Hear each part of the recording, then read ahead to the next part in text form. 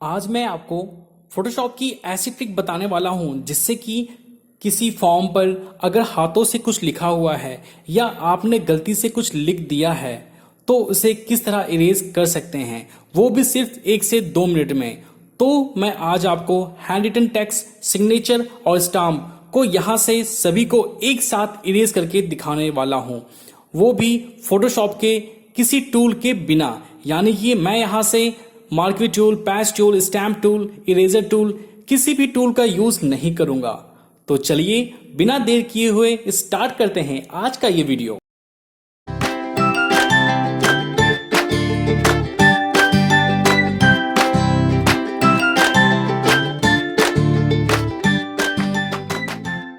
सबसे पहले स्कैन हुए डॉक्यूमेंट को फोटोशॉप में ओपन कर लेते हैं।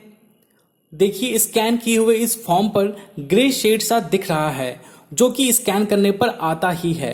सबसे पहले इसे थोड़ा सा साफ कर लेते हैं। हमें यहाँ सेलेक्ट मेन्यू में जाना है और यहाँ कलर रेंज पर क्लिक करना है। फिर आपके सामने कलर रेंज का डायलॉग बॉक्स आ जाएगा। फिर यहाँ सेलेक्ट में सैंपल्ड कलर ही रहने देना है और यहाँ फ्यूजनेस को 40% कर देता हूं मैं। फिर यहाँ जहां थोड़ा सा हल्का व्हाइट या लाइट शेड दिखाई दे वहां पर क्लिक करके सैंपल कलर ले लेना है, देन ओके पर क्लिक करना है।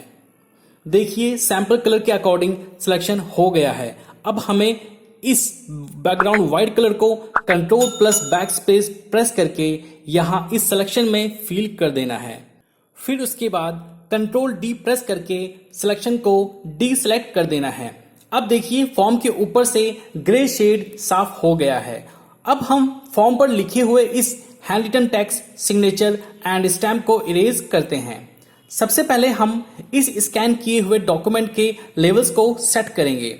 आपको यहाँ इमेज मेन्यू में जाकर एडजस्टमेंट पर क्लिक करना है, फिर यहाँ से लेवल्स पर क्लिक करना है, या फिर आप कंट्रोल एल प्रेस करके भी लेवल्स ओपन कर सकते हैं, या फिर यहाँ एडजस्टमेंट लेयर से भी लेवल को ओपन कर सकते हैं।